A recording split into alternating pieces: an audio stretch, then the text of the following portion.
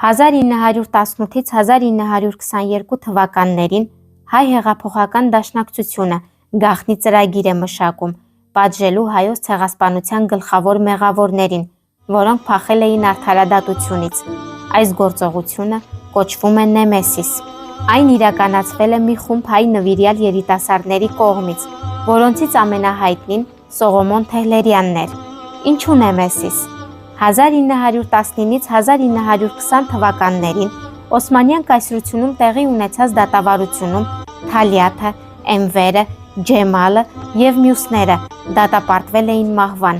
բայց փախուստի էին դիմել Եվրոպա և այլուր։ Հայաստանի Հանրապետությունը թույլ էր, մեծ տերությունները չէին օգնում, ուստի հայերը որոշեցին ինքնուրույն արդարադատության հասնել։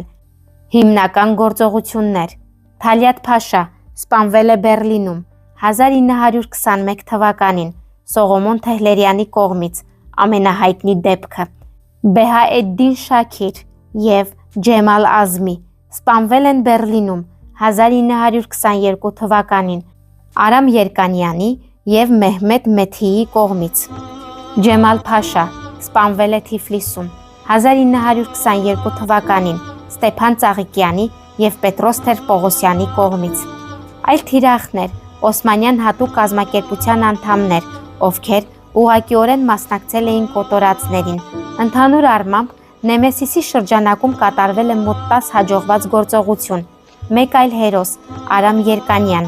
Արամ Երկանյանը 1900-ից 1971 թվականներին Թեհլերյանի հետ միասին Բեռլինում գործողություններ է իրականացրել։ Նա մասնակցել է Թալիաթի և այլոց գործերին։ Նրա կյանքը ևս լի էր վտանգներով, անընդհատ հետապնդումների և գաղտնի առաքելությունների պատճառով։ Նեմեսիսը միայն վրեժխնդրություն չէր։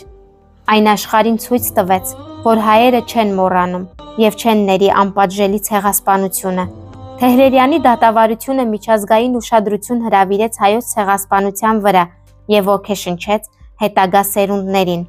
Ռաֆայել Լեմկինը, ցեղասպանության տերմինի հեղինակը, հետագայում ասել է, որ Թեհլերյանի գործը իրեն ստիպել է մտածել միջազգային օրենքների մասին, որոնք կպաշտպանեն փոքր ազգերին։